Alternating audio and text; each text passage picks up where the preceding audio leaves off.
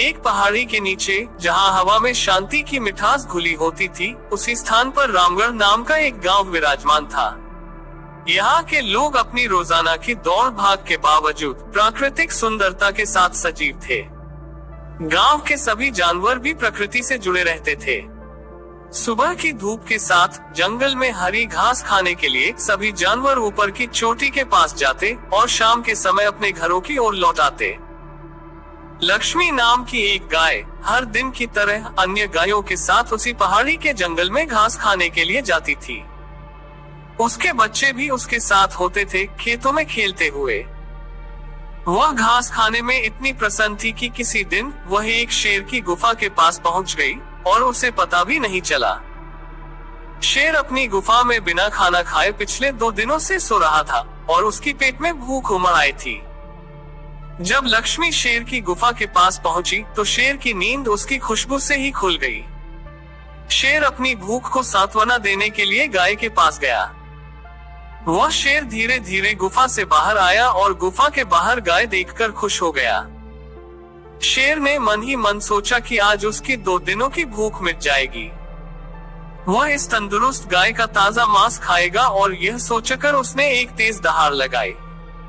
लक्ष्मी को शेर की भयंकर दहाड़ सुनकर तत्काल डर आ जाता है। उसकी आंखें घबरा जाती हैं और उसे एहसास होता है कि कहीं कोई खतरा है। जब वह अपने आसपास देखती है तो उसके चौंका देने वाले हालात होते हैं।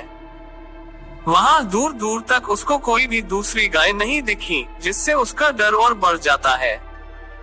जब वह हिम्मत करके पीछे मुड़ी तो उसे सामने शेर खड़ा हुआ दिखाई दिया।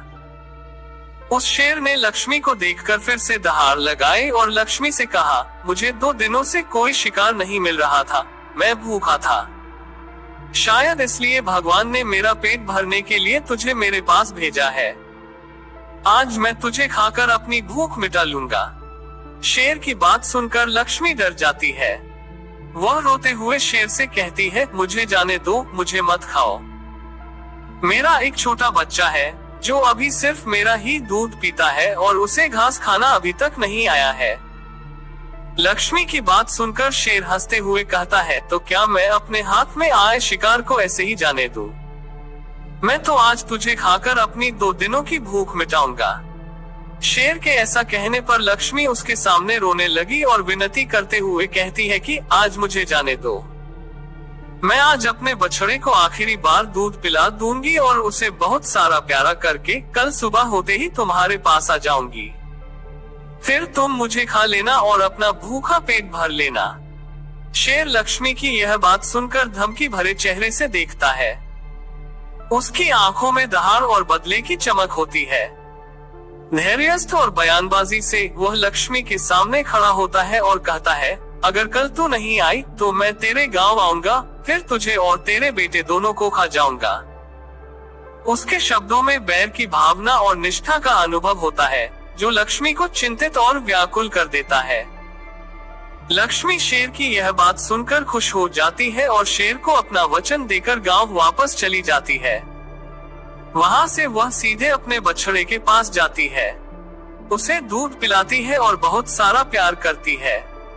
फिर बछड़े को शेर के साथ हुई सारी घटना बताती है और कहती है कि उसे अब अपना ख्याल खुद ही रखना होगा। वह कल सुबह होते ही अपना वचन पूरा करने के लिए शेर के पास चली जाएगी। अपनी माँ की बातें सुनकर बच्चा बहुत दुखी हो जाता है और रोने लगता है। उसकी आंखों से आंसू बहने लगते हैं और वह अपनी माँ के साथ बचपन की मीठी यादों में लिप्त जाता है। दूसरे दिन सुबह जैसे ही सूर्य ने अपना प्रकाश फैलाया, लक्ष्मी निरंतरता के साथ जंगल की तरफ निकल जाती है। उसका दिल बेचैन होता है, लेकिन उसकी निष्ठा मजबूत होती है।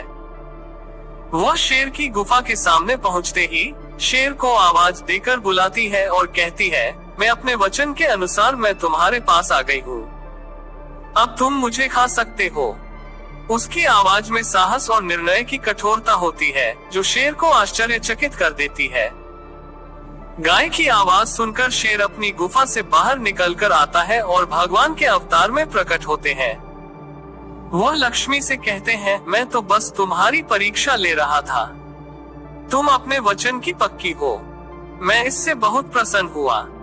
तुम अब अपने घर और बछड़े के पास वापस जा सकती हो। इसके बाद वे उस गाय को गौ माता होने का वरदान भी देते हैं और उसी दिन के बाद से सभी गायों को गौ माता कहना शुरू कर देते हैं।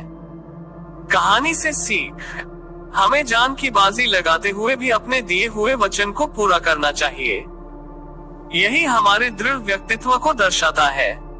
ऐसे ही मजेदार कहानी देखने के लिए हमारे चैनल चुलबुली कहानियां को सब्सक्राइब करें, लाइक करें और शेयर करें।